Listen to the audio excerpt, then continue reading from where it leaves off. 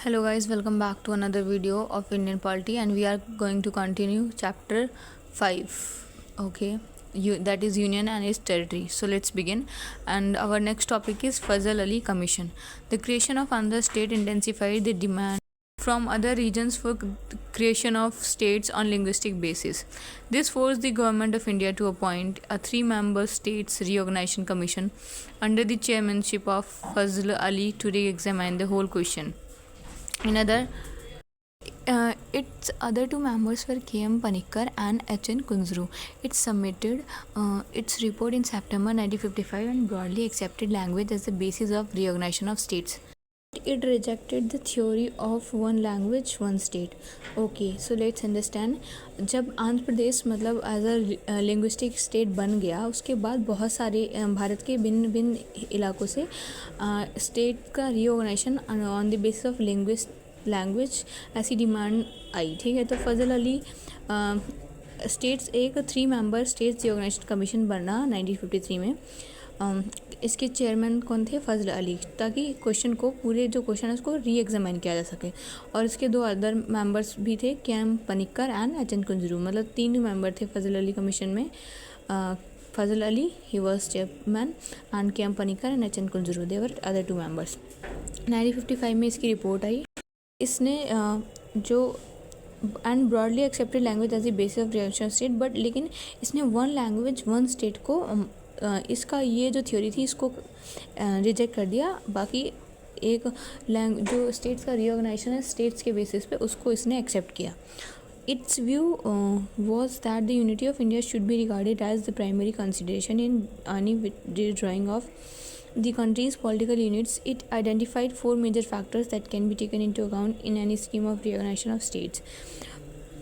4 इसने ऐसे फैक्टर्स को आइडेंटिफाई किया जिसके बेसिस पे मतलब हम स्टेट्स को रिऑर्गेनाइज कर सकते हैं.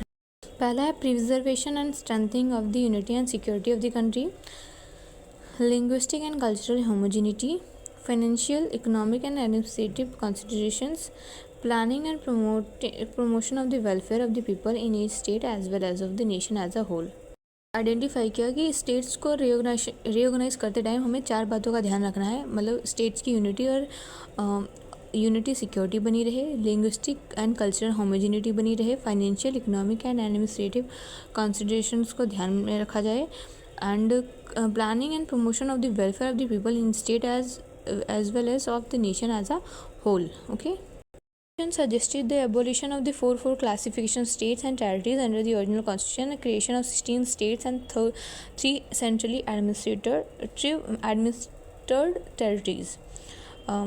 By the States Reorganization Act 1956 and the 7th Constitutional Amendment Act 1956, the distinction between Part A and Part B states was done away with. Part C states were abolished.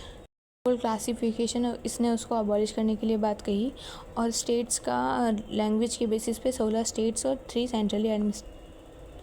Centrally administrated territories का creation की बात करी. ठीक है, result 14 states and 6 union territories पर created on November 1, 1956. The States Reorganization Act 1956 established the new state of Kerala by merging the Travancore Cochin state with the Malabar district of Madras state and Kasaragod of South Kannada, Dakshin Kannada. It merged the Telugu-speaking areas of Hyderabad state with the Andhra state to create the Andhra Pradesh state. Further, it merged the Madhya Bharat state. Okay, you can give a reading to it. Question जो है paper में वो यहाँ से आते हैं. New states and union territories created after 1956 कि ऐसा आ जाता है क्रोनोलॉजिकल ऑर्डर में मैच करो कि ये मतलब क्रोनोलॉजिकल ऑर्डर में अरेंज करो कौन सा स्टेट पहले फॉर्म हुआ था, या फिर मैच द फॉलोइंग में आ जाता है कि महाराष्ट्र और गुजरात कब एग्जिस्टेंस में है, नागालैंड मिजोरम कब एग्जिस्टेंस में है. मतलब एक साइड स्टेट्स लिखे होंगे, एक साइड ईयर लिखा होगा. तो इस टाइप के क्वेश्चन आते हैं. इस पोर्शन से बहुत ही मतलब you will definitely find 1 or 2 question in each exam from this portion. So let's begin. Maharashtra and Gujarat. In 1960, the bilingual state of Bombay was divided into 2 separate states, Maharashtra for Marathi speaking people and Gujarat for Gujarati speaking people. Gujarat was established as the 15th state of the Indian Union. 1960 में जो बॉम्बे पहले जो था उसको दो bilingual state में बांट दिया गया, महाराष्ट्र फॉर मराठी बोलने वालों के लिए, गुजरात गुजराती बोलने वालों के लिए। और जो गुजरात है उसको 15वां जो स्टेट बना भारतीय संघ का। Dadra Nagar Haveli, the Portuguese rule this territory until its liberation in 1954। Dadra Nagar Haveli पे किसका राज था इवन आफ्टर इंडिपेंडेंस पुर्तगीज़ का। और उस subsequently the administration was carried on till 1961 by an administration chosen by people themselves. 1961 तक जो वहाँ का एडमिनिस्ट्रेशन था वो एक ऐसे एडमिनिस्ट्रेटर द्वारा चल रहा था जो कि वहाँ के लोग चुनते थे। It was converted into a union territory of India by the 10th constitutional amendment act 1961। बाद में इसको 10वें संवैधानिक संशोधन के तहत 1961 में यूनियन टेरिटरी बना दिया गया। ठीक है। Goa, Daman and Diu. India acquired these three territories from the Portuguese by means of a police action in 1961. They were constituted as a union territory by the 12th Constitutional Amendment Act 1962. Goa, Daman and Diu को India ने Portuguese से कब acquire किया 1961। जैसे कि इसको दादरा नगर हवेली पे Portuguese का 1954 तक रूल रहा, वैसे ही 1961 से पहले जो गोवा है वहाँ पे पुर्तगीज़, यहाँ पर भी पुर्तगीज़ का शासन था। लेकिन 1961 में पुलिस एक्शन के जरिए गोवा को जो है पुर्तगीज़ से लिबरेट करा लिया गया and they were constituted as a union territory. तीनों को कब बनाया गया यूनियन टेरिटरी? 12वें संवैधानिक संशोधन के तहत 1962 में। Later in 1967 Goa was conferred a statehood. 1987 में गोवा एक इंडिपेंडेंट स्टेट बना। ठीक है, मतलब स्टेटहुड उसको कन्फर किया गया। Consequently Daman and Diu was made a separate union territory. और जो दमन एंड दीव हैं उनको एक सेपरेट यूनियन टेरिटरी बना दिया गया। तो क्वेश्चन आ सकता है कि गोवा जो है वो एक उसको स्टेटहुड कब प्रोवाइड किया गया? 1987। Okay, keep this in mind. Puducherry.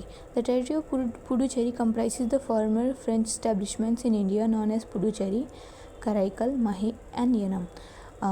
जो पुडुचेरी है उसमें फ्रेंच, यहाँ पे फ्रेंच लोगों का शासन था। इसको एस्टैब्लिशमेंट इन इंडिया नॉन, इसको पुडुचेरी कहा जाता है। कैरिकल, माहे एंड यानम, ये सब एक ही पार्ट थे। The French handed over this territory to India 1954। French ने इस टेरिटरी को हैंड ओवर किया इंडिया को 1954 में। Subsequently it was administered as an acquired territory till 1962 when it was made a union territory by the 14th constitutional amendment act. और इसको जब तक acquired territory as a acquired territory administer किया जा रहा था, लेकिन 1962 तक, उसके बाद इसको 14th कॉन्स्टिट्यूशनल अमेंडमेंट के तहत यूनियन टेरिटरी बना दिया गया। Okay, now comes Nagaland. In 1963 the state of Nagaland was form by taking the Naga hills and Tuensang area of the state of Assam. 1963 में नागालैंड बना। नागा हिल्स और त्युनसांग एरिया कहाँ से? असम स्टेट से लिया जब हमने। This was done to satisfy the movement of the hostile Nagas. However, before giving Nagaland the status of the 16th state of Indian Union, it was placed under the control of Governor of Assam in 1961. इसको नागालैंड जो है India का 16th state है, याद रखना। 15वां कौन सा था? गुजरात। 16वां कौन सा है? Nagaland. Keep this in mind. Okay.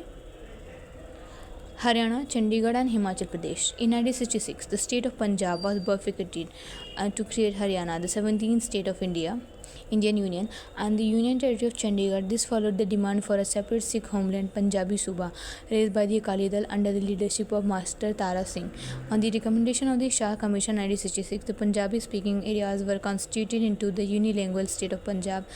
The Hindi-speaking areas were constituted in the state of Haryana, and the hill areas were merged with the adjoining Union Territory of Himachal Pradesh. 1966 में पंजाब को डिवाइड किया गया। ठीक है, हरियाणा बना 70वां स्टेट भारतीय संघ का, और चंडीगढ़ को यूनियन टेरिटरी बनाया गया। इसके बाद जो सिख होमलैंड है पंजाबी सूबा, अकाली दल, इनकी लीडरशिप में, मास्टर तारा सिंह की लीडरशिप में, इन्होंने सिख होमलैंड के लिए पंजाबी सूबा की मांग उठाई। ठीक है, तो शाह कमीशन बैठा 1966 में। इसने पंजाबी स्पीकिंग एरियाज़ को अलग करके पंजाब स्टेट बनाया, हिंदी स्पीकिंग एरियाज़ को अलग करके हरियाणा बनाया, और जो हिल एरिया था उसको एडजॉइनिंग टेरिटरी हिमाचल प्रदेश में जोड़ दिया गया। ठीक है, in 1971 the union territory of Himachal Pradesh was elevated to the status of state 18th state of Indian union. और 1971 में हिमाचल प्रदेश को यूनियन टेरिटरी से स्टेटहुड का दर्जा दे दिया गया और हिमाचल प्रदेश 18वां स्टेट बना भारतीय संघ का. Okay, our discussion for today. We'll continue this chapter in our next video. I hope you like my initiative. Please like my videos, subscribe my channel and share with your friends. Till then, stay tuned. Thank you.